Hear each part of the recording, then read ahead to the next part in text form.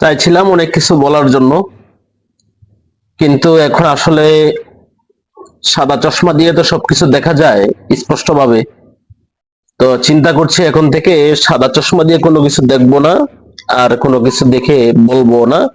এই জন্য সাদা চশমাটা খুলে একটা কালো চশমা চোখে দিলাম, যাতে অনেক কিছু অন্ধকার এবং ওলা দেখা যায়।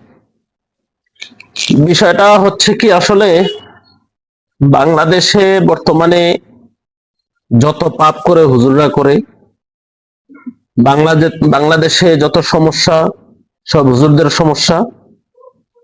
বাংলাদেশে যদি কোনো খারাপ কাজ করে থাকে তাহলে কোনো হুজুরে করে। অর্থাৎ বাংলাদেশে যত ধরনের খারাপ কাজ আছে সব খারাপ কাজ হুজুররা করে, এটা আপনার মানতে হবে। আর যদি আপনি না মানেন তাহলে আপনি কালো চশমা দিয়ে এভাবে আমার মতন চোখে পড়ে থাকতে হবে, তাহলে আপনি অনেক কিছু দেখবেন না। কেন বলতেছি বিষয়টা, আর কেন সাদা চশমা খুলে কালো চশমা চোখে দিলাম, এটা এক বর্তমান অবস্থার পরিপ্রেক্ষিতে আমি আপনাকে বলতেছি।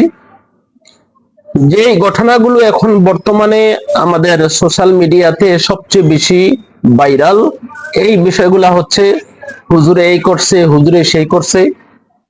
আচ্ছা, আমি আপনাকে কয়টা ছবি দেখাই, এই ছবিগুলার বাস্তবতা কি আমাকে একটু বলবেন। এই যে আমার স্ক্রিনে যে ছবিটা দেখতে পারতেছেন, এটা কি? তারপরেরটা কি? এরপরেরটা কি? এরপরেরটা কি? এগুলা ভাইরাল হয়েছে।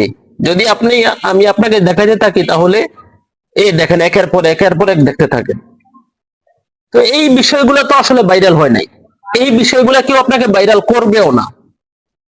যদি একজন মাদ্রাসার শিক্ষার্থী, মাদ্রাসার উস্তাদ যদি কোনো একটা সমস্যা করে থাকে, এখান থেকে একটা দুইটা মাদ্রাসা নেই ভাই, মাদ্রাসা তো এখানে অভাব নাই। আর সবাই যে ফেরেশতা হিসেবে মাদ্রাসায় আসছে তাও না, অনেক খারাপ, অনেক চরিত্র খারাপ এমন মানুষও তো মাদ্রাসায় আসে। সমস্যা তো হতেই পারে। তো আপনি একটা যখন হুজুরের সমস্যা, এটা আপনি একবারে হুজুর কেন্দ্রিক যত প্ল্যাটফর্ম আছে, পুরা মাদ্রাসা, এই মাদ্রাসা একবারে জাতিগত আপনি আক্রমণ করেন এই বিষয়টা নিয়ে, যে পুরা মাদ্রাসার সব মাদ্রাসাই খারাপ, সব হুজুররাই খারাপ। এই সমস্যার একটা সমস্যা দেখা গেছে, এটার কারণে পুরা জাতিকে আপনি শেষ করে দিচ্ছেন। আর সবচেয়ে বড় সমস্যা হলো আমাদের যে কাফা বিল মারই কাযিবান ইউহাদ্দিসা বিকুল্লি মা সামিআ, যে এক নবী করিম সাল্লাল্লাহু আলাইহি সাল্লাম বলছেন যে আমাদের মিথ্যাবাদী হওয়ার জন্য যথেষ্ট হলো কি, যে আমি আরেকজনের একটা কথা শ্রবণ করে অন্যর ব্যাপারে আমি তা যাচাই বাছাই না করে আমি বলে দিলাম। এখন আমাদের ফেসবুকে আমরা কিন্তু আসলে যাচাই বাছাই করতেছি না। তো একজনকে বলতেছি সে খারাপ, একজনকে বলতেছি সে ভালো, এভাবে যার ইচ্ছা তাই আমি বলতেছি, অথচ তার ব্যাপারে আমার, তার এই ঘটনা সম্পর্কে আমার কোনো যাচাই বাছাই কোনো কিছুই নেই। এই যে ফেনীর যে ইমাম সাহেবকে 1 মাসের উপরে জেলের ভিতরে রাখলো, তাকে যে একটা অপবাদ দিয়ে ঢুকাইছে, দেখা গেছে এই মেয়েকে তার সহোদর ভাই, আপন ভাই তার সমস্যা করছে, জেনা করছে, এবং এর কারণে তার পেটে বাচ্চা।